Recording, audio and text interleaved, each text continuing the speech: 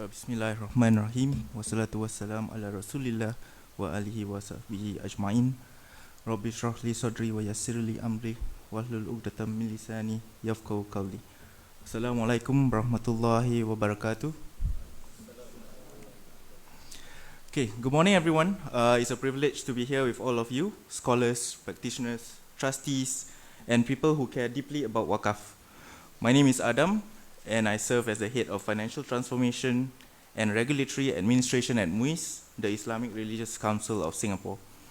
Singapore is small, but the challenges we face in managing Waqaf are big and complex, and we can't solve them alone.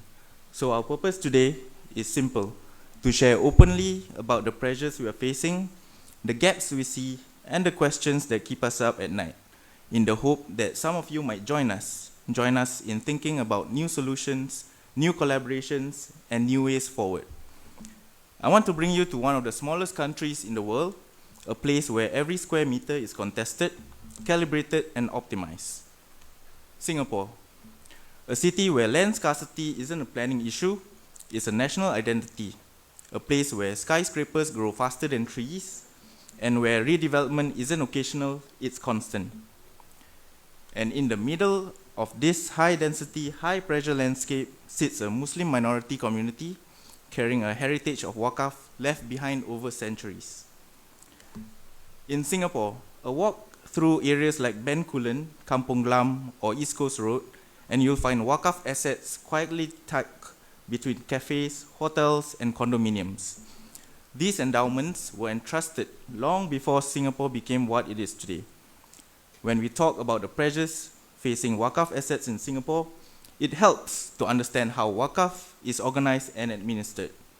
Under the administration of Muslim Law Act, all Waqaf in Singapore are legally vested in MUIS. This means MUIS carries the responsibility of safeguarding every Waqaf, ensuring it is managed, protected, and applied according to the donor's intention and Sharia principles. Today, Singapore has about 91 Waqafs, and although we are a small country, the portfolio is surprisingly diverse. Across the island, Waqaf assets include residential units, commercial buildings, terrace houses, and rows of traditional shop houses, some more than a century old. In terms of governance, about 20 Waqafs are managed by appointed mutawalis who act as trustees for their respective endowments. The remaining Waqafs are managed directly by MUIS, and this operational work is undertaken by our wholly owned subsidiary, Waris Investments, which acts as the owner representative who oversees tenancy, maintenance, redevelopment, and long-term planning. It's a system designed to balance religious oversight with professional asset management.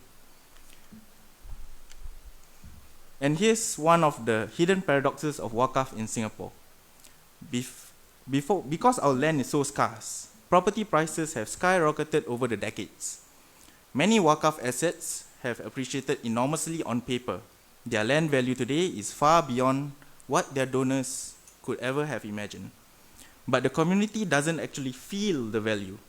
Assets values rise, but the rental income remains almost the same. If you look at the numbers between 2019 and 2024, Waqaf property valuations rose by about 21%, but rental yields stayed roughly in the 1.7 to 2.1% range, barely changing at all. So even though our Waqaf land is worth more than ever, its ability to support mosques, madrasas, and social programs hasn't increased at the same rate. And this gap becomes even clearer when you compare it to the wider property market. For example, Singapore REITs deliver about 6 to 7% distribution yields. That's about 3 to 4 times the yield of a typical Waqaf asset today. Of course, Waqaf is not a REIT. Waqaf carries religious obligations, religious constraints, and restrictions on sale or redevelopment. But the comparisons help us see the challenge plainly. Waqaf assets are rising in value, but the benefit to the community does not rise with them. It's a reminder that value on paper doesn't automatically translate into value in people's lives.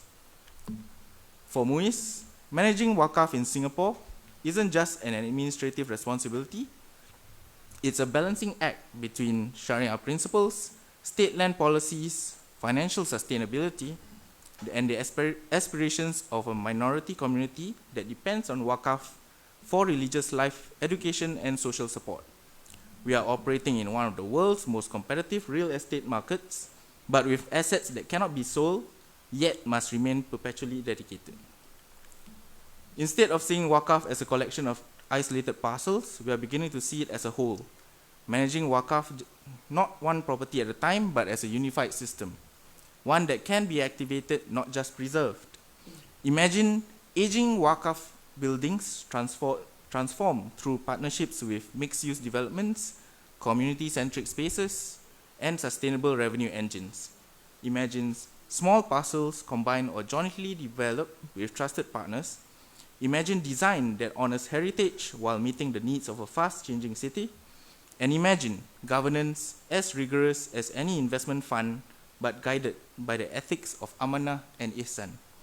This is where Waqaf becomes not just a legacy, but a sophisticated instrument of community resilience. Waqaf is an act of devotion, an act of love for a future we will not live to see. And maybe the best way to think about Waqaf is this. When someone creates a Waqaf, they are planting a seed, not for themselves, not even for their children, but for people they will never meet.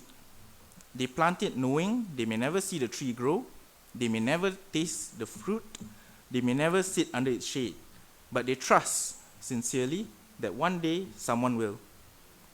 And our responsibility as the ones entrusted with these assets today is simple: to make sure that the tree grows straight, grows strong, and grows in a way that truly benefits those who come after us. Before we look further, it's important to recognize that the challenges we face in Singapore echo a wider global pattern. Around the world, Waqaf institutions are navigating tighter money laundering, terrorist financing regulations, and shifting geopolitical concerns. Cross-border charitable transfers, even entirely legitimate ones, face layers of scrutiny, paperwork, and restrictions. The burden of compliance has grown heavier everywhere. At the same time, across many countries, vast Waqaf assets remain underdeveloped, underutilized, or even neglected.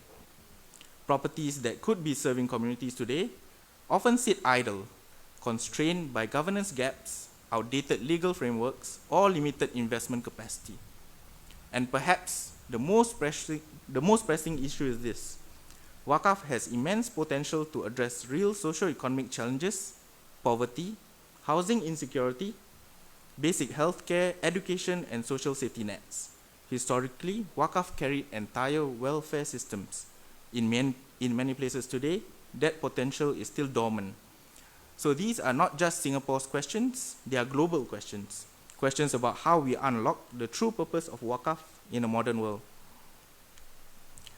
And that's why a gathering like this matters. Singapore's constraints may be unique, but the questions we grapple with are universal.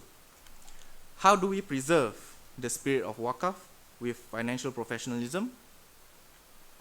How do we blend faith-based governance in modern regulatory environments? And how do we ensure Waqaf remains relevant for the next century?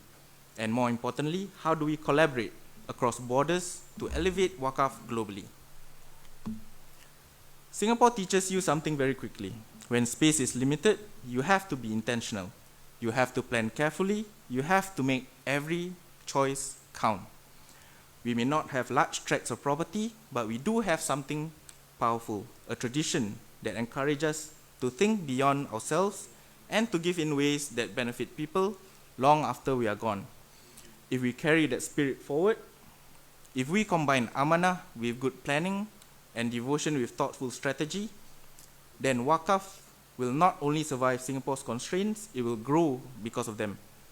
And maybe that's the opportunity in front of us right now, to show that even in a small city of limits, we can build something lasting, meaningful, and full of hope.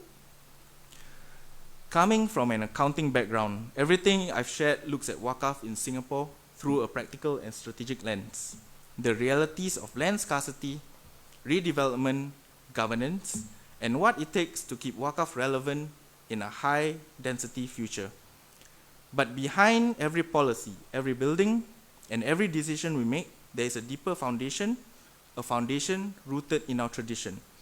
Because as much as Waqaf exists in the modern world of planning regulations and financial models, its soul comes from our deen, from the intention, the ethics, and the principles that define how Waqaf should be protected and how it can evolve. Questions like, when can a Waqaf asset ever be sold? When is redevelopment allowed? Can its form change while its purpose stays intact? These are not small questions. They sit at the heart of how we honor amanah while navigating a complex world.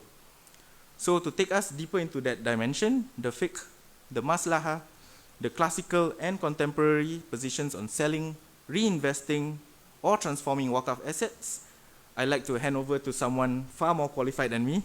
Ustaz Fatur Rahman, the floor is yours.